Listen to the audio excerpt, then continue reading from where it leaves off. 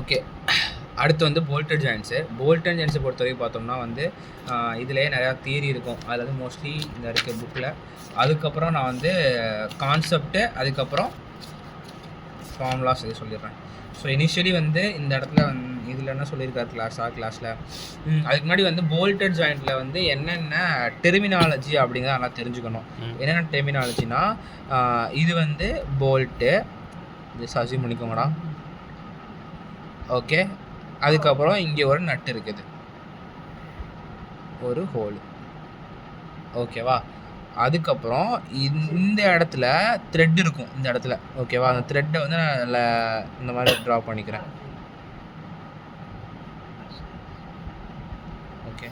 இது அதுக்கு முன்னாடி எப்படி வரேன்னு சொல்கிறத விட இந்த இதை படம் காமிச்சோம்னா ஓகே. ஃபஸ்ட் டெர்மினாலஜி தெரிஞ்சுக்கலாம்டா. எப்படி சொன்னால் அப்படி இது இந்த டயக்ராம் காட்டு. இந்த டயக்ராமை ஃபஸ்ட்டு இது எல்லாரும் தெரிஞ்சது தான். ஸோ இதில் வந்து பார்த்தோம்னா வந்து இந்த மேலே உள்ளதை பார்த்தோம்னா அவுட் இந்த இதுலேருந்து இது வரைக்கும் உள்ளது அவுட்டர் டயாமீட்டர் சொல்லுவாங்க. அதுக்கப்புறம் வந்து இந்த ஸ்மால் டு ஸ்மால் வந்து கோர் டயாமீட்டர் சொல்லுவாங்க. ஓகேவா. இந்த நடுவில் போகிற லைன் இருக்குது பார்த்தியா, அது டயாமீட்டர் பிச்சு டயாமீட்டர் சொல்லுவாங்க.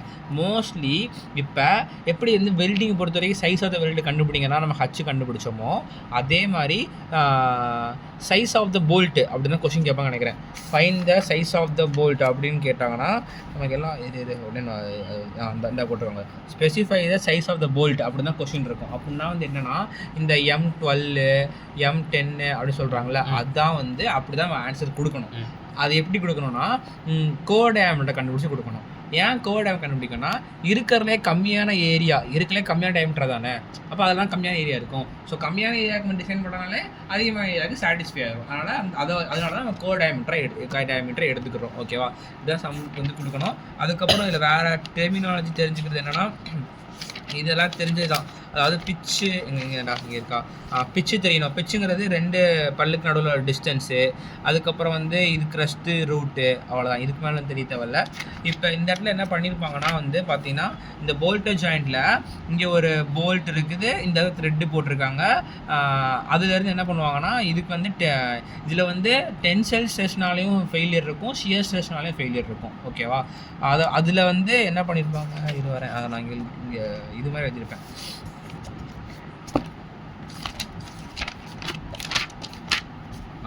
அதாவது டென்சைல் ஸ்ட்ரெஸ்னாலையும் ஃபெயிலியர் இருக்கும், ஷியர்னாலையும் ஃபெயிலியர் இருக்கும். ஓகே. ஸோ அதுலேருந்து வந்து ஈல்டு ஸ்ட்ரென்த்தே எடுத்துப்பாங்க. ஈல்டு ஸ்ட்ரென்த் எடுக்கும்போது factor of safety divide by n போட்டிருக்கேன். ஃபோர்ஸ் பை ஏரியா தானே. டென்ஷன்னால அந்த சர்க்குலர் ஏரியாவில் தான் வந்து அந்த ஸ்ட்ரெஸ் எல்லாம் ஆக்ட் ஆகும். அதனால் என்ன பண்ணுறாங்க, ஃபோர்ஸ் பை ஏரியாவுக்கு 5/4 DC². டிசினா கோர் டயாமீட்டர். ஓகேவா. அதுக்கப்புறம் வந்து ஷியர்னா என்ன பண்ணிக்கிறாங்கன்னா, ஷியர் வந்து என்ன, இந்த ஷியர் ஆகிற இப்படி தானே ஷியர் ஆகும். அந்த போல்ட் இப்படி இருக்குன்னா அந்த இடத்துல இந்த மாதிரி திருக்கும்போது அந்த ஏரியா தானே ஷியர் ஆகும். ஸோ அதை பண்ணுறதுக்காக அதோட சர்க்கம்ஃபரன்ஸு, அதாவது இதான் இடம்னா இது சுற்றி உள்ளதெல்லாம் ஷியர் ஆகும், இந்த இடம் தானே ஷியர் ஆகும். அப்படிங்கும்போது என்னென்னா இந்த சுற்றி உள்ள சர்க்கம்ஃபரன்ஸ் அதான πd, அந்த டிங்கிறது கோர் டயாவோட டியை போட்டிருக்காங்க. ஓகேவா. இந்த ஹச்சுங்கிறது ஹச் ஆஃப் த எவ்வளோ ஹைட் ஆஃப் த இருக்குது அது டைம்ஸ் போட்டோம்னா ஏரியா கிடச்சிரும். அதுலேருந்து போட்டிருக்கேன். அதுக்கப்புறம் கோர் இந்த டிங்கிறது வந்து பிச்சு நாமினல் டயாமீட்டர்னு சொல்லுவாங்க. ஓகேவா.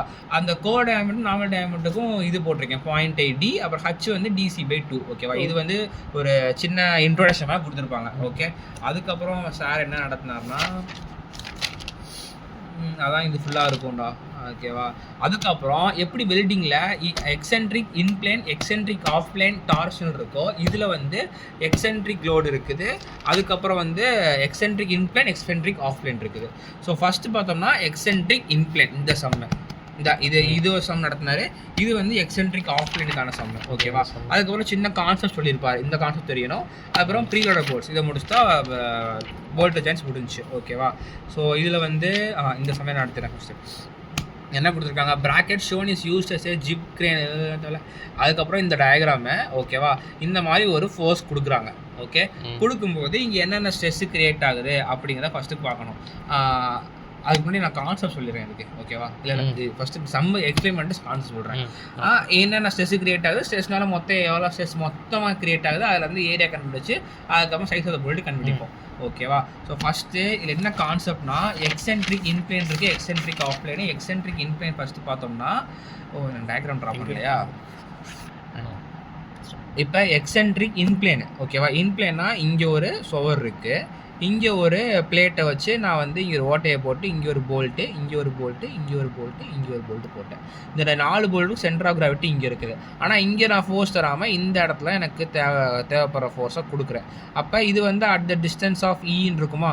அப்போ இங்கே ஒரு எக்ஸென்ட்ரிக் இன்பிளேன், அதே பிளேனை அங்கேயே ஃபோர்ஸ் தரேன். அந்த மாதிரி இருக்கும்போது என்ன நடக்கும் பார்க்க போகிறேன். ஸோ பார்க்கும்போது இந்த இடத்துல இப்படி ஃபோர்ஸ் கொடுக்கனா போல்ட்டை இப்படி தேய்ச்சிக்கிட்டு ஒன்று நடக்கும். அது வந்து என்ன ஷியர். அப்போ ஷியர் ஒன்று இருக்குது, டைரக்ட் ஷியர் ஒன்று இருக்குது.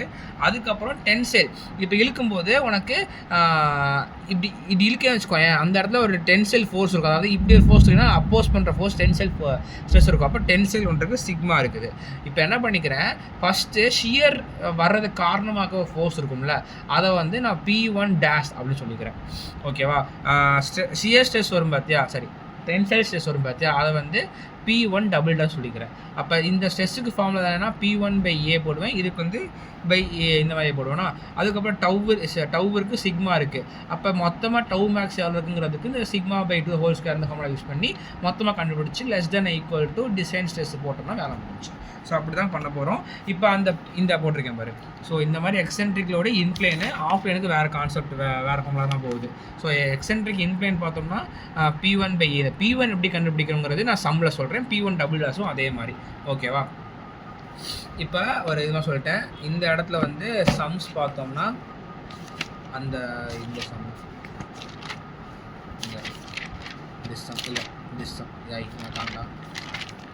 இது ஓகேவா. இப்போ என்னாச்சு, இப்படி ஒரு ஃபோர்ஸ் தராங்க. அப்போ இதை வந்து நான் ரிசால்வ் பண்ணி வெர்டிக்கல் காம்பனண்ட்டாகவும் ஹரிசாண்டல் காம்பனண்ட்டாகவும் ரிசால்வ் பண்ணிக்கிறேன். ரிசால்வ் பண்ண என்ன இங்கே தானே 30 டிகிரி விழுவுது. அப்போ இது 5000 டைம்ஸ் ஆஃப் cos 30 போட்டால் இந்த காம்பனண்ட் கிடைக்கும் 4330. sin 30 போட்டால் இந்த காம்பனண்ட் கிடைக்கும் 2500. நல்லா பார்த்துக்கோ. இப்போ இது வந்து ஒரு சீலிங், மேலே சீலிங் இருக்குல்ல, அது நான் நல்லா இது பண்ணிக்கோங்க. ஓகேவா. அதுக்கு மேலே போய் ஒரு பிளேட்டை வச்சு இந்த மாதிரி நான் ஒரு போல்ட்டை போட்டிருக்கேன். இந்த ஃபோர்ஸ் இந்த இது இருக்குது பார்த்தியா, இந்த ஃபோர்ஸ் 2500. இப்போ இது அப்படியே பிடிச்சி இழுக்கிறேன். ஓகேவா. அதாவது இதான் வந்து சீலிங் இருக்குது, இந்த மாதிரி இருக்குது, இந்த மாதிரி ஒரு சீலிங் இருக்குது. இங்கே வந்து இங்கே ஒரு போல்ட்டு, இங்கே ஒரு போல்ட்டு போட்டிருக்காங்க. இப்போ பிடிச்சி இழுத்தேன்னா அப்படியே இப்படி இந்த மாதிரி வருமா. அப்போ வந்து அதை தடுக்கிறதுக்காக அந்த போல்ட் என்ன பண்ணும், ஒரு டென்சைல் ஸ்ட்ரெஸ் உள்ள கிரியேட் பண்ணும். அதனால் இந்த வெர்டிக்கல் ஃபோர்ஸ்னால கிரியேட் ஆகிற ஸ்ட்ரெஸ் வந்து டென்சைல் ஸ்ட்ரெஸ் இருக்கும். ஓகேவா. ஓபி ஒரு இடத்துல போல்ட் போட்டோம்னா இழுக்கிறதால வர்றது டென்சைல் ஸ்ட்ரெஸ். ஆமாம், அது எப்படி வருதுன்னு சொல்கிறேன். ஓகே. அதுக்கப்புறம் வந்து இந்த இடத்துல ஹரிசாண்டல் ஃபோர்ஸ் இருக்குன்னா அது என்ன பண்ணும், ஸோ இப்படி ஒரு ஃபோர்ஸ் வருமா. அப்படிங்கும்போது இப்படி இந்த எப்போ இது இப்படி ஃபோர்ஸ் தருதுன்னா இப்படி இழுத்துக்கிட்டு போகும்போது இந்த போல்ட்டில் வந்து ஷியர் ஸ்ட்ரெஸ் ஆக்ட் ஆகுமா. ஏன்னா இப்படி ஒரு ஃபோர்ஸ் அப்போஸ் பண்ணணும். அப்போ ஷியரில் தானே நடக்குது உனக்கு. அப்போ ஷியரும் இருக்கும். அதுக்கப்புறம் என்ன ஆகும், இப்போ இப்படி இருக்குன்னு வச்சுக்கோங்க, இப்படி பிடிச்சி இழுக்கேன்னா இப்படி பிச்சுக்கிட்டு வெளியே வர பார்க்கும். அப்போயும் ஒரு டென்சைல் ஃபோர்ஸ் இருக்கும். அப்போ இப்படி வரும்போது ஷியர் ப்ளஸ் டென்சைல் இருக்கும். இப்படி இழுக்கும்போது டென்சைல் மட்டும்தான் இருக்கும். ஓகேவா. அப்போ இந்த 3த்துனால வரக்கூடிய ஸ்ட்ரெஸ்ஸு கண்டுபிடிச்சிட்டு மொத்தமாக இந்த மாதிரி இந்த ஈக்குவேஷனில் போட்டு கண்டுபிடிச்சிட்டு போட்டாலே போதும். ஓகேவா. இப்போ ஃபர்ஸ்ட் என்ன பண்ணுறேன், டைரக்ட் ஷியர், அதாவது ஃபஸ்ட்டு ஷியர்னால வரக்கூடிய ஃபோர்ஸை கண்டுபிடிக்கிறேன். ஓகே. இப்போ என்ன அர்த்தம்னா இங்கே 2 போல்ட்டு, அது பின்னாடி 2 போல்ட்டுன்னு அர்த்தம். இந்த இது கொடுத்தோம்னா ஓகே. அப்போ மொத்தம் 4 போல்ட் இருக்குது. எல்லாம் கொடுத்துருவாங்க, மொத்தம் போல்ட்டு 4 போல்ட் இருக்குது அப்படின்னு சொல்லி கொடுத்துருவாங்க. இப்போ ஃபஸ்ட்டு ஷியர்னால வரக்கூடிய ஃபோர்ஸை கண்டுபிடிச்சிக்கிறேன். அதை வந்து P1 டேஷ்ன்னு போடுறேன். இது வரேன் நான் அப்படின்னு எழுதியிருக்கேன் இந்த இடத்துல. ஷியர் என்ன நினைக்கிறேன், ஷியர் வந்து P1 டேஷ் கரெக்டு. ஷியர் வந்து ஃபஸ்ட்டு ஷியர்னால எவ்வளோ ஃபோர்ஸ் இருக்குது அப்படின்னு பார்க்குறதுக்கு ஒரே ஒரு போல்ட் எடுக்க போகிறேன். ஏன்னா நான் கடைசியில் ஆன்சர் கொடுக்க போது என்ன கொடுக்க போகிறேன், ஒரு போல்ட்டோட சைஸ் தான் கொடுக்க போகிறேன். அதனால் ஒரு போல்ட்டில் எவ்வளவு ஷியர் ஃபோர்ஸ் ஆக்ட் ஆகுது அப்படிங்கிறத கண்டுபிடிக்கிறதுக்கு P1 டேஷ்ன்னு சொல்கிறேன். டென்சைல் வர்றது P1 டபுள் டேஷ்ன்னு சொல்லிக்கிறேன். அந்த நொட்டேஷன் வாங்கக்கூடாது. ஓகேவா. அப்போ மொத்தம் எவ்வளவு, இதனால தான் ஷியர் இருக்குது. அந்த ஃபோர்ஸ் என்ன பண்ணுது, எனக்கு 4 போல்ட்டில் ஆக்ட் ஆகுது. அப்போ ஒரு போல்ட் வந்து /4 பண்ணால் ஒரு போல்ட் வரது P1 டேஷ் கிடச்சிருச்சு. இப்போ இதனால டென்சைல் இருக்குது, இதனாலையும் டென்சைல் இருக்குது. அதனால எவ்வளோ டென்சைல் ஃபோர்ஸ் ஆக்ட் ஆகுது அப்படிங்கிறது P1 டபுள் டேஷ் கண்டுபிடிக்கணும். அப்போ ஃபஸ்ட்டு என்ன பண்ணுறேன், இந்த P1 டபுள் டேஷ் 2500 இருக்குல்ல, அப்போ அது டேரெக்டாக டென்சைல் தான் ஆக்ட் ஆகுது. கரெக்டாக எந்த ஒரு மொமெண்ட்டும் கிரியேட் பண்ணலை. ஓகே. இந்த இடம் நல்லா தெளிவாக புரிஞ்சுக்கணும். இந்த இடத்துல பார்த்தோம்னா இந்த 2 போல்ட்டுக்கும் சென்டர் ஆஃப் கிராவிட்டி இந்த பாயிண்ட்டுக்கு நேராக தான் இருக்கும். ஓகேவா, சென்டர் ஆஃப் கிராவிட்டி அதோட ஸ்ட்ரெயிட் ஆக்சிஸில் தான் இந்த ஃபோர்ஸ் ஆக்ட் ஆகுது.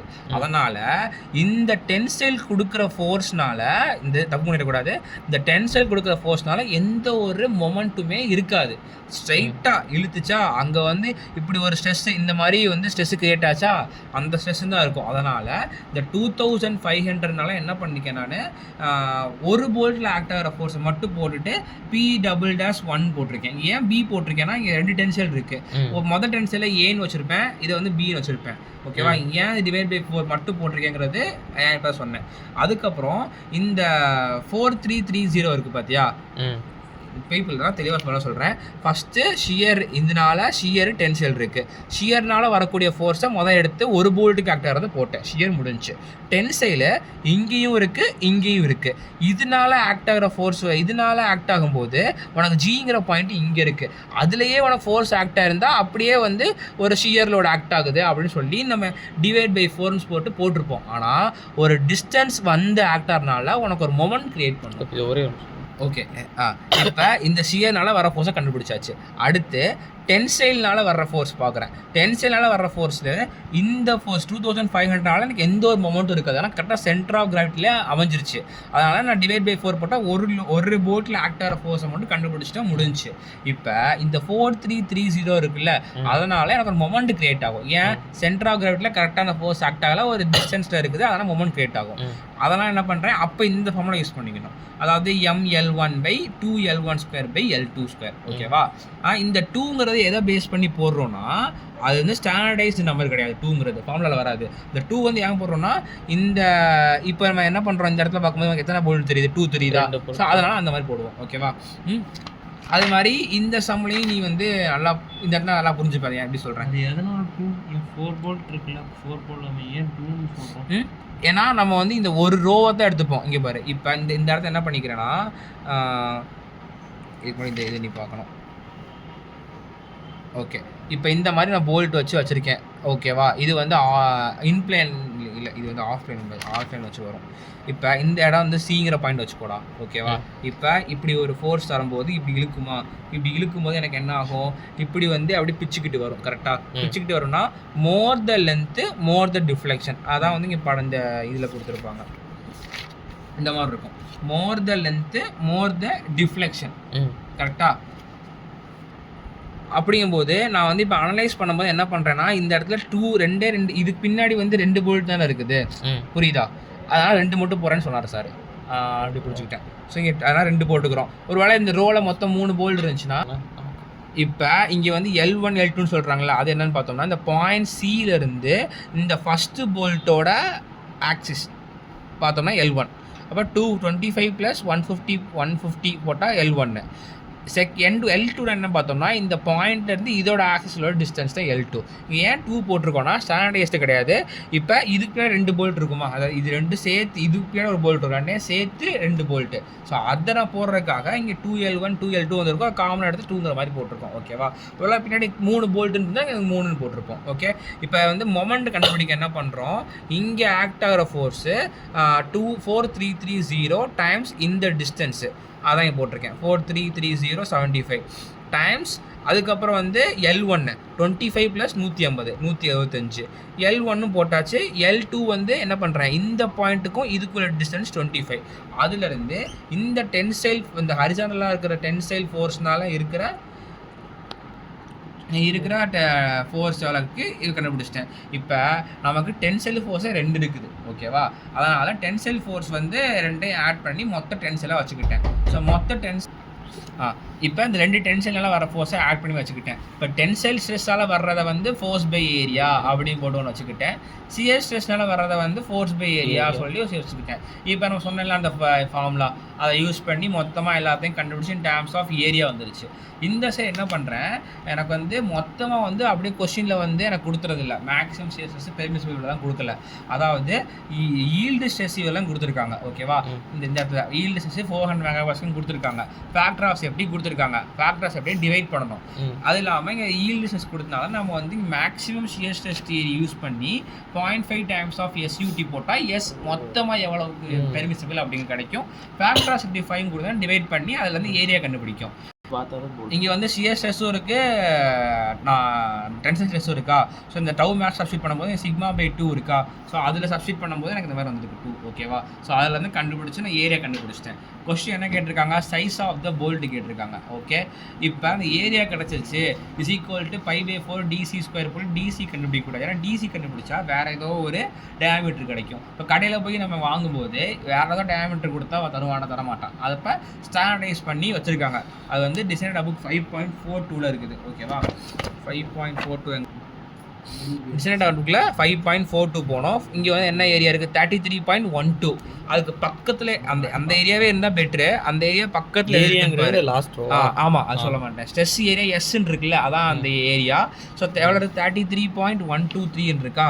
33.123 பக்கத்தில் 36 இருக்குது. அதை விட பக்கத்தில் தான் இருக்கான் பாருங்க. இல்லை, அப்போ 36 தான் இருக்குது. இப்போ 36க்கு நேராக என்ன இருக்குது, கோர் சீரீஸ் M8 இருக்குது. M8 போட்டிருக்கேனா. ஆமாம், size of the bolt M8 அப்படின்னு. ஓகேவா. இது எக்ஸென்ட்ரிக் லோடு, இன்பிளேன் லோடிங்க்கு. இப்போ இந்த டயக்ராம் பாருங்களேன், எக்ஸென்ட்ரிக் லோடு ஆஃப் பிளேன் பெண்டிங்காக இருக்கும். அதாவது எப்படின்னா, நான் ஃபஸ்ட்டு இந்த டயக்ராம் மட்டும் மறைக்கிறேன். ஓகேவா. அப்போ இந்த டயக்ராம் மறைக்கிறேன், கொஸ்டினில் கொடுக்கவே இல்லை. அப்போனா உனக்கு எந்த மாதிரி இருக்குது, இன்பிளேன் மாதிரி தான் இருக்கும். ஏன்னா இங்கே வந்து இதில் தான் இதோ இந்த இடத்துல ஓட்டையை போட்டு இங்கே போல்ட்டை வச்சுருக்காங்க. இது ரெண்டில் ஒரே இது மாதிரி இருக்கும். ஆனால் இதை பார்த்தப்ப தான் புரியும் இதுக்குள்ளே இப்படி ஒன்று இப்படி வந்திருக்கு. அப்போ இது ஒரு பிளேனு, இது ஒரு பிளேனு அப்படின்னு புரிஞ்சுக்கணும். நீ பாட்டுன்னு இங்கே நம்ம சொல்லி கொடுத்த மாதிரி போட்டுறாங்க, இதுக்கெல்லாம் மாறும். ஓகேவா. இப்போ இனிஷியலாக அதே மாதிரி தான் இந்த இடத்துல வந்து ஆஃப் பிளேன் பெண்டிங் வந்து கான்செப்ட். ஆஃப்லைனில் அதே மாதிரி தான் ஷியர் இருக்கும். 2 ப்ரைமரி ஷியர் இருக்கும், செகண்டரி டென்சைல் எப்பயும் போல தான்டா. ஓகேவா. இப்போ சொல்லி கொடுத்தேன்ல, அதாவது டென்சைல்னால வர்ற ஃபோர்ஸ் வந்து அங்கே மொமெண்ட் இருக்கும்.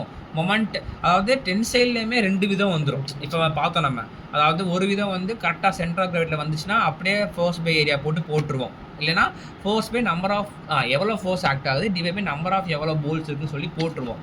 ஆனால் மொமெண்ட் இருந்தால் இந்த ஃபார்முலா போடுவோம் கரெக்டாக. ஆனால் இந்த இடத்துல ஆஃப் லைனை பொறுத்த வரைக்கும் ஷியரில் மட்டும் ப்ரைமரி ஷியர், செகண்டரி ஷியர் இருக்கும். எப்படி வெல்டிங்கில் இருக்கும் அது மாதிரி. ஸோ ப்ரைமரி ஷியர் கண்டுபிடிக்கும் போது அங்கே அந்த ஃபோர்ஸ்னால ஷியர் இருக்குன்னு இருக்குமா, அந்த force divide by number of bolts. Secondary ஷியருக்கு ஒரு சின்ன ஃபார்முலா இருக்குது, அது அப்போ பார்த்துக்கலாம். அப்போ ரிசல்ட் வந்து நம்ம வெல்டிங்கில் போட்ட மாதிரி தான் போடுவோம். ஓகேவா. அங்கே எல்லாம் ஷியர் ஸ்ட்ரெஸில் போட்டிருப்போம், ஷியர்னே போட்டிருப்போம், இங்கே ஃபோர்ஸ்னு போட்டிருப்போம். அது குழப்பிக்கூடாது. இப்போ இந்த மாதிரி இருக்குது. ஃபஸ்ட்டு இனிஷியலாக எனக்கு ஷியர்னால வரக்கூடிய ஃபோர்ஸ், அதாவது இப்படி இருக்குது. இதை நான் அப்படியே அமுக்கிறேன், ஃபோர்ஸ் கொடுத்து அமுக்கிறேன். அப்போ அப்படியே இழுத்துக்கிட்டு போகுமா, அப்போ ஒரு ஷியர் இருக்குமா.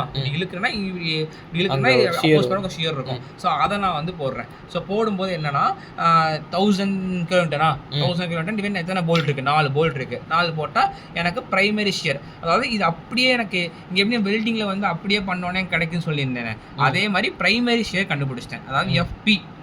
ஓகேவா.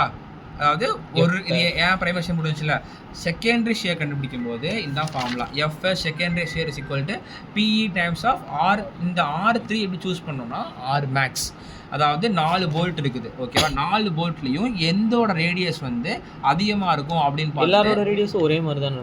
இந்த சம்மில் வந்து R எல்லாமே ஈக்குவலாக இருக்குது.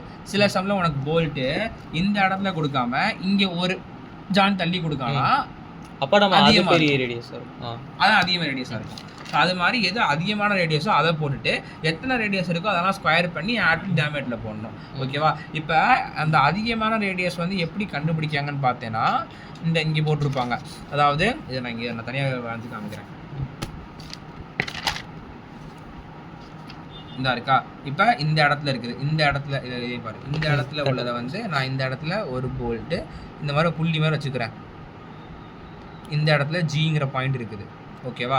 ஸோ ஃபஸ்ட்டு இப்படி கொடுக்குற சென்ட்ரல் கரெக்ட் பண்ணுறேன். இப்படி கொடுக்குற ஃபோர்ஸ்னால எனக்கு இப்படி ஒரு ஷியர் இருக்குமா கரெக்டாக. நான் இந்த பேனாவே பண்ணேன், இது எனக்கு அப்போஸ் பண்ணுச்சு, ஏன் போயிருக்கலாம்ல. அப்போ இந்த பிளேனுக்கு எனக்கு ஒரு ஷியர் தருது. அப்போ அது ஆக்டர் ஆஃப் ஷியர் வந்து மேலே பார்த்துருக்கோம். ஷியரோட ஃபோர்ஸ் அது வந்து FP தானே, ப்ரைமரி ஷியர்னால வர ப்ரைமரி ஃபோர்ஸாக வர ப்ரைமரி ஷியர். அப்போ நான் வந்து என்ன பண்ணிக்கிறேன், FP எஃப்பி எஃப்பி எஃப்பின்னு சொல்லிக்கிறேன். ஓகேவா? அதுக்கப்புறம் இங்கே கொடுக்குற ஃபோர்ஸ்னால எனக்கு இங்கே ஒரு கப்பல் கிரியேட் ஆகுமா? அந்த கப்பலை அப்போஸ் பண்ணுறதுக்கு இங்கே ஒரு இது இருக்கும் கரெக்டாக, இங்கே ஒன்று இருக்கும். அதுக்கப்புறம் இப்படி சுற்றிட்டு இப்படி ஒன்று இருக்கும், இப்படி ஒன்று இருக்கும், இப்படி ஒன்று இருக்கும். எது கவுண்டர் கிளாக்வைஸாக இருக்கும். ஓகேவா? இப்போ பார்க்கணும் எதில் வந்து ரிசல்டன்ட் ஃபோர்ஸ் அதிகமாக இருக்குன்னு பார்க்கணும். அது எப்படி ட்ரா பண்ணணும்? இதை வந்து என்ன பண்ணுறேன், இப்போ இந்த இதுக்கு என்ன பண்ணுறேன், இங்கே வரைகிறேன். ஓகேவா? ஸோ இங்கே ஒரு ஃபோர்ஸ் எடுத்துக்கும், இங்கே ஒரு ஃபோர்ஸ் இருக்குது. அதுக்கப்புறம் இந்த ஃபோர்ஸை தூக்கி இங்கே அப்படியே போட்டுக்கிறேன். அப்புறம் இதான் ரிசல்டண்ட்டா, இது வந்து ஃபஸ்ட்டு கண்டிஷனில் ரிசல்டண்ட்டு. செகண்ட் கண்டிஷனுக்கு என்ன பண்ணுறேன், இப்படி ஒரு ஃபோர்ஸ் இருக்குது, இப்படி ஒரு ஃபோர்ஸ் இருக்குது. ஓகே, இப்படி டாட்டர் லைன் போட்டுட்டு இதான் செகண்ட் கண்டிஷன் போட்டுக்கிறேன். தேர்டு கண்டிஷனுக்கு என்ன பண்ணுறேன், இப்படி ஒரு ஃபோர்ஸ் இருக்குது. அதுக்கப்புறம் வந்து இந்த இடத்துல ஃபோர்ஸ் இருக்குதா. ஸோ அதுக்கப்புறம் வந்து இந்த மாதிரி போட்டுக்கிறேன். இது வந்து தேர்டு கண்டிஷனுக்கு. இதுக்கப்புறம் வந்து ஆக்சுவலி என்ன பிரச்சனை என்ன இல்லைன்னா, நீ எல்லா ஜாயிண்ட்டுக்கும் எஃப்பி எஃப்எஸ் கண்டுபிடிச்சிட்டு ஆக்சுவலி வந்து இந்த என்னன்னா ஒவ்வொரு பாயிண்ட்டுக்கும் நம்ம எஃப்பி கண்டுபிடிச்சி, ஒவ்வொருத்துக்கும் எஃப்எஸ் கண்டுபிடிச்சி, எதுக்கு ஃபோர்ஸ் அதிகமாகும் கண்டுபிடிச்சி, அதுலேருந்து 6 எடுப்போம். நம்ம அப்படி தான் ப்ரொசீஜர் பண்ணணும். அது பண்ண லேட்டாக இருக்கும். அதனால் மார்டின் சார் பண்ண சொன்னார். அதுக்கப்புறம் வந்து எஃப்பி இப்படி இருக்கும், இது எஃப்எஸ் வந்து ஃபோர்த் கண்டிஷன் இப்படி இருக்குமா, ஸ்டூடெண்ட் இப்படி இருக்குது. இப்போ நம்ம கண்ணால் பார்க்கும்போது எனக்கு எதில் அதிகமாகும் தோணுது, இது நம்ம ஒரு நிமிஷம் ஆக்சுவலி வந்து ஓகே, இதில் வந்து எல்லாமே வந்து ஈக்குவல் லென்த் இருக்கனால நம்ம R3 சூஸ் பண்ணிக்கிறோம். மோஸ்ட்லி வந்து R3 தான் ஈக்குவல் அதிகமாகும்னு சார் சொன்னார். இப்போ R3 வந்து எவ்வளோ கண்டுபிடிக்க என்ன பண்ணுறோன்னா இங்கே பண்ணியிருக்கேன். ஸோ R3 வந்து நமக்கு இந்த டிஸ்டன்ஸும் தெரியும், இந்த டிஸ்டன்ஸும் தெரியுமா. அதாவது எப்படின்னா இந்த டிஸ்டன்ஸ் வந்து இது மொத்தமாக ஸ்கொயர்னு சொல்லிட்டாங்க. அப்போ 100, இதுவும் 100. ஸோ அதை நான் கண்டுபிடிச்சிட்டேன் 141. அதுக்கப்புறம் எல்லா ஆரும் சேமாக தான் இருக்குது. அதனால் எல்லா ஆர்லேயும் 141 போட்டு கண்டுபிடிச்சிருக்கோம். எஃப்எஸ் கிடச்சிருச்சு. அப்போ எஃப்எஸ் இருக்குது, எஃப்பி ப்ரைமரி ஃபோர்ஸ் இருக்குது. அதுலேருந்து ரிசல்டன்ட் ஃபோர்ஸ் கண்டுபிடிச்சி இந்த ஃபோர்ஸ் தான் என்ன பண்ணுது, ஷியர் தான் கிரியேட் பண்ணுது. அதனால் இதில் தீட்டா என்ன தீட்டா எடுப்பேன், இதுலேயும் அதே மாதிரி தான் இது அதே மாதிரி தான். இந்த இடத்துல தீட்டா பார்த்தேன்னா இந்த ரெண்டு கடல் இருந்தால் போட்டிருக்கேன் பார்த்து தீட்டா, எஃப்பிக்கும் எஃப்எஸ்க்கும் உள்ளது. அது 45 சொன்னாரு. நான் அப்படியே நானே எடுத்து போட்டுக்கிட்டேன். நான் அதான் அப்படிதான் இருக்கும். ஏன்னா எல்லாம் ஈக்குவல் டிஸ்டன்ஸ் இருக்குல்ல, அதனால் 45. அதுக்கப்புறம் வந்து அதுலேருந்து கண்டுபிடிச்ச சியர் ஃபோர்ஸ்லேருந்து சியர் ஸ்ட்ரெஸ்ஸு டென்சைல் ஃபோர்ஸு கண்டுபிடிக்கிறேன். டென்சைல் ஃபோர்ஸ் கண்டுபிடிக்கும் போது இங்கே போடுற ஈயும் இந்த இடத்துல போடுற கப்பலுக்கு போடுற ஈயையும் கரெக்டாக யோசிச்சு போடணும். ஏன்னா ஷியர் போடும்போது எனக்கு என்ன ஆகுது, இப்படி தான் ஷியர் ஆகுது. அப்போ இந்த டிஸ்டன்ஸ் எனக்கு எவ்வளோ இருக்கும், எனக்கு 250 கரெக்டாக. ஏன்னா இதான் ஷியர் ஏற்படுத்துது இந்த பிளேனில். 250 ஷியர் நடக்குது. அதனால நான் இங்கே 250 போட்டிருக்கேன். ஓகேவா? இப்போ எனக்கு இங்கே வந்து இப்படி கொடுக்கறனால இப்படி ஒரு மொமெண்ட் கிரியேட் ஆகுமா, இங்கே அப்படிங்கிறதுனால இதனால தானே இந்த டிஸ்டன்ஸ் இருக்கனால மொமெண்ட்டே கிரியேட் ஆகுது. கரெக்டாக? அப்போ காரணமாக இருக்குது என்னது, இந்த 300 டிஸ்டன்ஸ் தான். அதனால் நான் மொமெண்ட்டில் போடும்போது இந்த ஈக்கு 300 போட்டிருக்கேன். ஃபோர்ஸ் கூட 10,000 போட்டிருக்கேன். L1 இந்த கான்செப்ட் உங்களுக்கு என்னென்ன தெரியும். நான் சொன்னேன்ல, L1 வந்து இதான் வந்து பாயிண்ட் சின்னு எடுத்துக்கிட்டேன்னா, இதான் பாயிண்ட் சின்னு எடுத்துக்கிட்டேன்னா இங்கே ஒரு போல்ட் இருக்குது, இங்கே ஒரு போல்ட்டு, இங்கே ஒரு போல்ட் இருக்குது. இதுலேருந்து இந்த ஆக்சிஸ் வரைக்கும் எவ்வளோ டிஸ்டன்ஸ் இருக்குதுன்னு பார்க்கணும். எவ்வளோ இருக்குது, 300. இது வரேன் எப்படி பார்க்குறது, ஃபுல் ஸ்கொயர் 300. ஓகே, அப்போ இதை மட்டும் நீ வந்து 200 எடுத்தேன்னா இது 50யா, 50 ப்ளஸ் 200 250 போட்டிங்கன்னா கரெக்டாக 250 போட்டிருக்கேன். அதுக்கப்புறம் இது வந்து 15 இருக்கும். ஓகே, ஆனால் 50 போட்டிருக்கேன் இந்த இடத்துல. அதுக்கப்புறம் சப்ஸ்டிட் பண்ணால் அதில் டென்சைல் ஃபோர்ஸ் கிடச்சிச்சு, டென்சைல் ஸ்ட்ரெஸ்ஸு கிடச்சிச்சு. 2 ஸ்ட்ரெஸ்ஸையும் தூக்கிங்க போட்டேன்னா லெஸ் தென் ஈக்குவல் டு போட்டேன்னா இந்த இடத்துல நான் தப்பு பண்ணேன். என்ன பண்ணேன்னா கிளாஸ் சால்வ் பண்ணும்போது இங்கே வந்து மேக்ஸிமம் ஷியர் ஸ்ட்ரெஸ் சொல்லி கொடுத்துட்டாங்க. நான் அதுலேயும் போயிட்டு 0.5 போட்டு மேக்ஸிமம் ஷியர் ஸ்டேரி போகிறேன்னு போட்டேன். அது தப்பு பண்ணக்கூடாது. மொத்தமே வந்து அவ்வளோதான் இருக்கும் அப்படின்னு சொல்லி கொடுத்துட்டாங்க. அதிலே கொண்டு போய் குறையக்கூடாது. அதனால் அதை மட்டும் போட்டு ஏரியா கண்டுபிடிச்சிட்டேன். ஏரியாவில் இருக்குது 141 இருக்குது. இப்போ டிசைன் டேட்டா புக்கு 4 பாயிண்ட் எவ்வளோடா, 4 என்ன எந்த இதுடா, 5.42 5.42 260 இல்லையா, 5 இது நான் வச்சுக்கலையே 5.42 5.42ல் 141 பார்க்கணும். 141 பக்கத்தில் எது இருக்குதுன்னு பார்க்கணும். 141 பக்கத்தில் எது இருக்குது, 157. அது போக 157 தான் இருக்குது. அப்போ M16 இது எழுதணும். M16 போட்டு கோர் சீரிஸ் அப்படின்னு எழுதணும். ஓகே, ஓகேவா. M16 போட்டு கோர் நான் எழுதாம வச்சிருக்கேன். கோர் சீரிஸ் எழுதணும். இந்த அது பக்கத்துல ஓகேவா, எடுத்து எழுதணும். கடைசியில் கொடுத்தாச்சு. ஓகே, இப்போ லோடிங்கில் இன்லோட் கண்டிஷன் அவுட்லோட் கண்டிஷன் எல்லாமே போட்டாச்சு. ஓகேவா, அதுக்கப்புறம் இது குட்டி தியரி இருக்குது, அது பார்த்துக்கோ. அதுக்கப்புறம் வந்து ப்ரீலோடட் இது இருக்குது. ஓகே, ப்ரீலோடட் கண்டிஷனில் என்ன வரும்னா, அதாவது நம்ம வந்து லோடிங் முன்னாடியே பண்ணி வச்சு மாட்டி வச்சுருக்கோம்ல, ஸோ அதெல்லாம் அது இனிஷியல் லோடிங் இவ்வளோ இருக்குது, அதுக்கப்புறம் அது மூலமாக எவ்வளோ ஸ்ட்ரெஸ் இருக்கும் அந்த மாதிரி கண்டிஷனாக கொடுத்துருவாங்க. அது வந்து சைஸ் ஆஃப் த போல்ட் வரங்கிறது கண்டுபிடிக்கிற மாதிரி இருக்கும். ஸோ இது என்னன்னா, இது வந்து ஒரு சிலிண்டரோட ஹெட் இருக்குல்ல, அதை கொடுத்துருவாங்க. அதை கொடுத்துட்டு நம்பர் ஆஃப் போல்ட்ஸ் இது வந்து எப்படின்னா, இது வந்து கிராஸ் செக்ஷன் பண்ணி காமிச்சிருக்குது. இந்த டாப் இருந்து பார்த்தா சர்க்கிள் மாதிரி இருக்கும், சுற்றி 10 போல்ட் இருக்குதாமா. ஓகே, மெட்ரிக் கிரேடிங் கொடுத்துட்டாங்க. இந்த மெட்ரிக் கிரேடிங் கொடுத்து அந்த இடத்த தெளிவாக கவனிக்கணும். என்னன்னா 5.8 அப்படின்னு கொடுத்துட்டாங்கன்னா, இந்த 5ங்கிறது அல்டிமேட் ஸ்ட்ரெஸ். இது வந்து எப்படின்னா 5 கொடுத்தா 500 MPa போடணும், 8 கொடுத்தா அது கணக்கு இருக்குது. 5 கொடுத்தா 500 MPa, 10 கொடுத்தா என்ன சொன்னார், 10 போட்டு 2 0 போட்டுக்கோ, 1000 MPa, 4ங்கிறதா 400 MPa. அது வந்து அல்டிமேட் ஸ்ட்ரெஸ்ன்னு எடுத்துக்கணும். இதுலேருந்து 8ன்னு கொடுத்தாங்கன்னா சிக்மா ஒய் ஈல்டு ஸ்ட்ரெஸ் எடுக்கிறாங்க. ஈல்டு ஸ்ட்ரெஸ் எப்படின்னா, இங்கே வந்து 8னா 0.8, 7னா 0.7 டைம்ஸ் ஆஃப் இந்த அல்டிமேட் போட்டு அதில் வந்து ஈல்டு அல்டிமேட் கண்டுபிடிச்சிக்கணும். ஓகேவா, இந்த 0.8 என்ன ஆகுது நமக்கு சொல்லு. அதாவது 8 இருந்ததுன்னா 0.8 ஓகே, அங்கே என்ன வேல்யூ இருக்கோ டிவைடட் பை 100 போட்டு இது வந்து இன்டூ 100 போட்டுக்கிறோம். இது அல்டிமேட் ஸ்ட்ரென்த். ஓகே, ஓகேவா, அதில் வந்து அல்டிமேட் ஈல்டு கிடச்சிருச்சு. அப்புறம் கன்ஃபைன் கேஸ்கெட் தான், அதாவது இந்த இடத்துல கேஸ்கெட் வச்சுருப்பாங்க. கேஸ்கெட் தெரியும், அந்த ஏர் எல்லாம் டைட் லாக் பண்ணணும். இது எந்த ஒரு வெளியே கேஸ் போகலாம், அப்படியே வச்சு கேஸ் வச்சுருப்பாங்க. அப்புறம் அந்த ஏபி இந்த இதெல்லாம் இருக்குல்ல, அதெல்லாம் இது கொடுத்தாங்க, டைமென்ஷன் கொடுத்தாங்க. To store a gas at static pressure. அப்போ இந்த இடத்துல சுற்றி கேஸ் வந்து ஸ்டோர் பண்ணி வச்சுருக்காங்க. சுற்றி இந்த இடம் ஃபுல்லாக வந்து ப்ரெஷர் வந்து 6 MPa கொடுத்துட்டாங்க.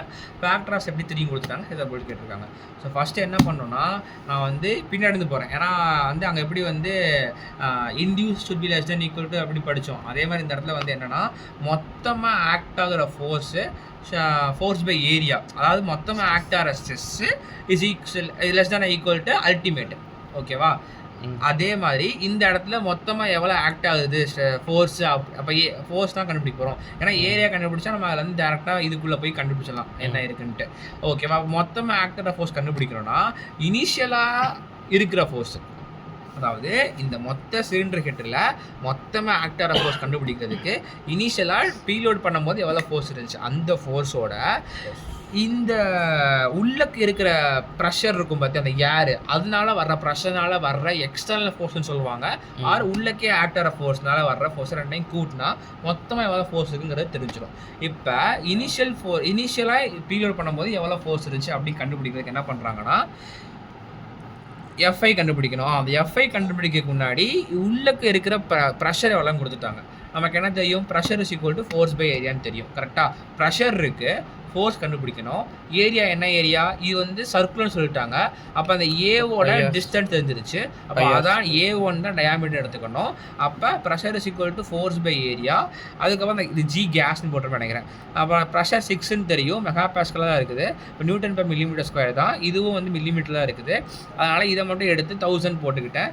அதுக்கப்புறம் எஃப்ஜி அதுலேருந்து இந்த இடத்துல, அதாவது இந்த கேஸ்னால எவ்வளோ ஃபோர்ஸ் ஆக்ட் ஆகுது அப்படிங்கிறது நமக்கு தெரிஞ்சிருச்சு. ஓகேவா, அதுக்கப்புறம் என்ன பண்ணுறோம், எக்ஸ்டர்னல் ஃபோர்ஸ் எவ்வளோ, அதாவது இந்த இடத்துல மட்டும் ஆக்ட் ஆகிற ஃபோர்ஸ் கிடச்சிருச்சு. ஆனால் நமக்கு என்ன தேவை, ஒரு போல்ட்டில் எவ்வளோ எக்ஸ்டர்னல் ஃபோர்ஸ் இந்த இடத்துல இருந்து ஆக்ட் ஆகுது அப்படின்னு தேவை. நம்பர் ஆஃப் போல்ட் எவ்வளவு, 10 டிவைட் பை 10 போட்டால் எனக்கு 47.2 வந்து இது.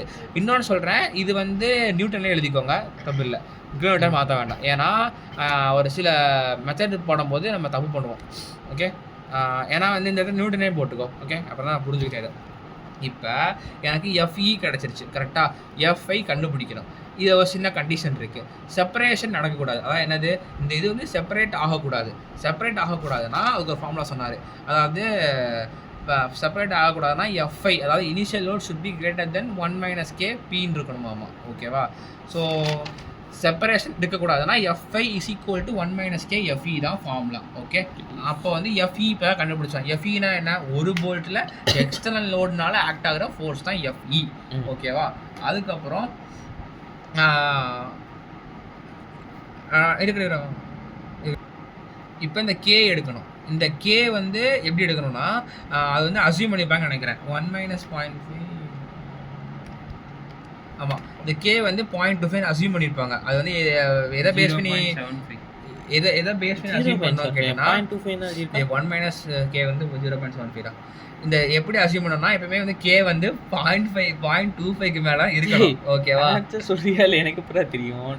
கே வந்து 0.25 மேலே இருக்கணும். ஓகேவா? அதில் வந்து அதுக்கு மேலே வந்து அசியூம் பண்ணிக்கலாம். நம்ம வந்து 0.25 அசியூம் பண்ணிக்கிறோம். ஓகேவா? கே வந்து அதுக்கப்புறம் 1 - k விட 0.75. எக்ஸ்டர்னல் லோடு வந்து இங்கே கண்டுபிடிச்சது ஒரு போல்ட்டுக்கு எவ்வளோ கண்டுபிடிச்சேனோ அதை தூக்கி போட்டிருக்கேன். ஓகே, அதுக்கப்புறம் என்ன மேட்ருனா இனிஷியலாக நம்ம ப்ரீலோட் பண்ணுறோம் பார்த்தியா, ப்ரீலோடிங் பண்ணுற லோடு தான் எக்ஸ்டர்னலோட அதிகமாக வரணும். இப்போ செக் பண்ணி பாரு, இதில் மல்டிப்ளை பண்ணால் எனக்கு ஆன்சர் வந்து 3.5 கிலோன்னு வருது. ஆனால் இந்த இடத்துல வந்து 4 போயிடுச்சு. எனக்கு என்ன வேணும், இனிஷியல் ப்ரீலோட் பண்ணுற ஃபோர்ஸ் தான் அதிகமாக இருக்கணும். அப்படி எனக்கு அதிகமாக இல்லை. அதனால் என்ன பண்ணுறேன், இது வந்து அப்போ இதோட மல்டிப்ளை 1, அதாவது இதோட நானாக ஒன்று வந்து மல்டிப்ளை பண்ணிக்கிறேன். இது வந்து நம்மளாக பண்ணுற மாதிரி தான். சரியா? நம்மளாம் அந்த கூட்டு பெருக்கில் பண்ணுவோம்ல, அது மாதிரி மல்டிப்ளை பண்ணிக்கிறேன். அது வந்து ப்ரிஃபரபிளி 1.5 பண்ணி சொன்னார். அதாவது 1க்கு மேலே இருக்கணும். நம்ம இன்னும் கொஞ்சம் பெட்டர் கண்டிஷனுக்கு 1.5 மல்டிப்ளை பண்ணிக்கோங்க அப்படின்னு சொல்லிட்டு F5 கண்டுபிடிச்சாரு. அப்போ இது என்ன லோடு, இனிஷியலாக ப்ரீலோட் பண்ண லோடு. கரெக்டாக அது F5 இருக்குது. FE வந்து எக்ஸ்டர்னலால் வர்ற லோடு. அது இப்போ கண்டுபிடிச்சோம். ஒரு தப்பு இதை போட்டுறாதீங்க, ஒரு போல்ட்டுக்கு ஆக்காத போல்ட். ஓகேவா? போட்டுட்டு அதில் வந்து கேவோட வந்து அசியூம் பண்ணி வச்சுருக்கோம்.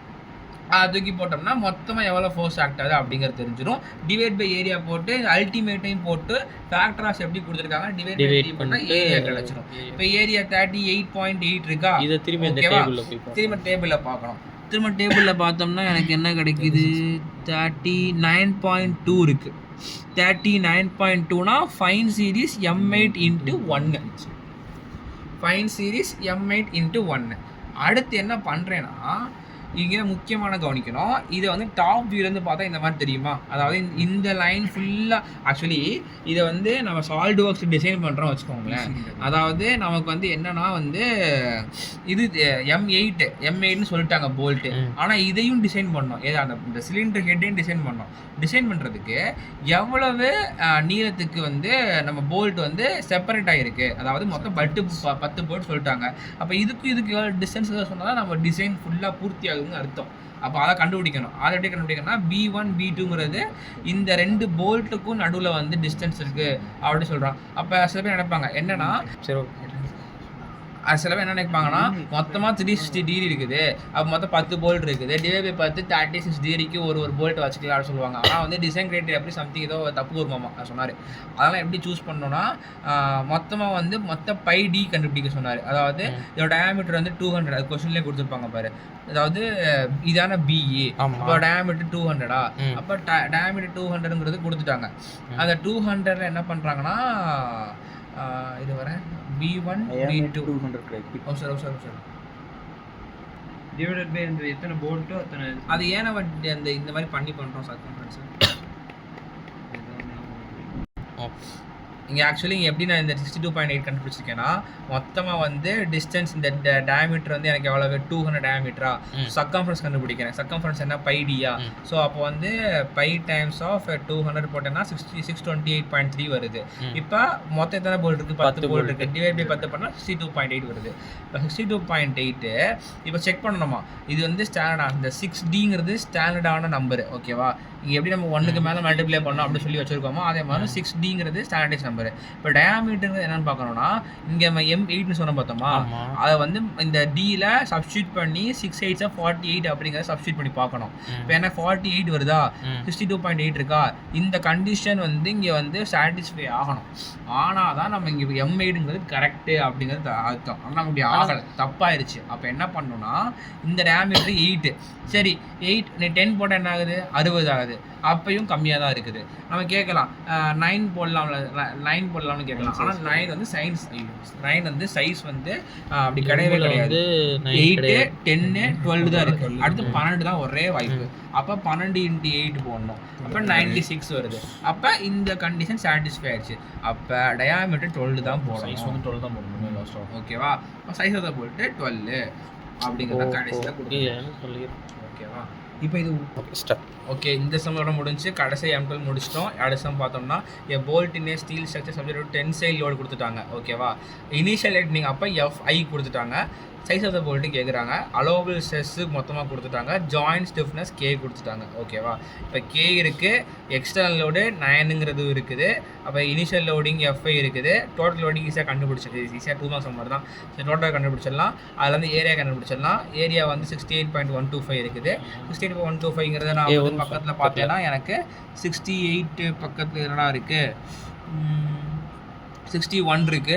அப்போ M12 × 1.25 இருக்குது. 1.25 பிச்சு அவ்வளோ சைஸ் ஆஃப் த போல்ட்டு முடிஞ்சிருச்சு. ஓகேவா, இதே மாதிரி தான் அடுத்த டோட்டல் ஃபோர்ஸ் கண்டுபிடிக்கிறோம். சைஸ் என்னது, அதோட எல்லாமே டைரக்ட் ஸ்டெப் ஃபார்வர்ட். ஓகே, பக்கத்துல எவ்வளவு இருந்துச்சு? 61 இருந்துச்சு. 61.2 இருக்குது. சரி, அது கம்மியா இருக்கு, பிரச்சனை இல்லை. ஆக்சுவலி இந்த இடத்துல வந்து 68.125 பார்க்கும்போது நமக்கு வந்து அந்த தப்பாக சொல்லியிருக்கேன். என்னன்னா வந்து இந்த இடத்துல வந்து 61 இருக்குது, அது பக்கத்தில் இருக்குன்னு போடக்கூடாது. எது வந்து அந்த அதை விட அதிகமாக இருக்கோ அதோட ஆன்சர் தான் போடணும். 92 அது வந்து M12. அதான் ஃபஸ்ட்டு நான் வந்து அதை தான் திரும்ப பண்ணுறேன் பாருங்க. ஃபஸ்ட் நான் M10 போட்டிருக்கேன். ஓகேவா, அதுக்கப்புறம் திரும்ப மாற்றி M12 போட்டிருக்கேன். ஓகேவா, எது வந்து அதிகமாக இருக்கோ அதை தான் போடணும். நியரஸ்ட் அதிகமான வேல்யூ. அடுத்த பார்த்தோம்னா அதுவும் ஸ்ட்ரைட் ஃபார்வர்ட் கொஸ்டின் தான். இதில் வந்து இங்கே எப்படி நான் பண்ணியிருக்கேனோ அதே மாதிரி எல்லாம் போட்டிருப்பாங்க. ஆனால் ப்ரெஷர் மட்டும் இங்கே ப்ரெஷர் கொடுத்தனால ப்ரெஷரை வந்து ஃபோர்ஸாக மாற்றி ஃபோர்ஸை வந்து இந்த மாதிரி மாற்றி இங்கே போட்டிருந்தோம்ல அதான் போட்டிருப்பாங்க. இதில் வந்து சார் வந்து புதுசாக வந்து மெத்தட் சொன்னார். என்னன்னா வந்து இப்போதைக்கு போட்டோம்ல, இது மட்டும் சொல்லி கொடுத்தேன்ல, அதே மாதிரி போட்டு ஆன்சர் கண்டுபிடிச்சிட்டேன் M10ன்ட்டு. இன்னொரு மெத்தட் சொல்லியிருந்தாரு. அதை போடும்போது எனக்கு ஏரியா என்ன ஆயிடுச்சுன்னா 1000 டைம்ஸ் வந்துருச்சு. அதனால் கடைசியாக சார் சொல்கிறாரு, சரி ஸோ அந்த மெத்தடை ஃபாலோ பண்ண வேண்டாம்ப்பா, இதை விட பெருசாக தான் இருக்குது அப்படின்னு சொல்லிட்டு பதிவில் தேவையில்லை. ஆனால் அதான் ஷார்ட்கட்டு சொன்னார். அதில் வந்து நிறைய ஈக்குவேஷன் தான் சால்வ் பண்ணுற மாதிரி வரும். பண்ணோம்னா கடைசியில் நமக்கு ஆன்சர் வந்து 1000 தான் வந்து நிற்கிச்சு. என்னது ட்ரையல் அண்ட் எரர் இல்லை, ஈக்குவேஷன். இப்போ அதை அந்த சம்மோட முடிஞ்சு அடுத்து வந்து இந்த இனிஷியல் லோடு கண்டிஷன்லேயே உங்களுக்கு வந்து போல்ட் லோடு அதெல்லாம் அதாவது ஃப்ளக்சுவேட்டிங்கில் இருக்குது அப்படின்னு சொல்லியிருந்தால் இந்த ஃபார்முலா யூஸ் பண்ணோம். ஃபார்முலா மட்டும் கொடுத்தாரு. அதாவது இனிஷியல் லோடு அப்படியே இருக்கும். இந்த எக்ஸ்டர்னல் லோடுக்கு மட்டும் வந்து F ஈக்குவலன்ட் லோடுன்னு சொல்லுவாங்க. அது மட்டும் F ஆம்ப்ளிடியூடு, KF ஃபார்முலா இருக்குது, Q times of KT - 1 + 1, yield இது, அப்புறம் வந்து எண்டுரன்ஸ் ஸ்ட்ரென்த்து FAA ஆல்டர்னேட், FAAக்கு Fmax - Fmin, ஆம்ப்ளிடியூடுக்கு மீன் அந்த Fmax + Fmin/2 போடுவோம்ல, அப்படி போட்டு பண்ணால் ஃபார்முலா மட்டும் சார் கொடுத்துட்டாரு. அதை மட்டும் பண்ணி போட்டுக்க வேண்டியதான். ஸோ அதான் போல்ட்டடு இதை முடிஞ்சு.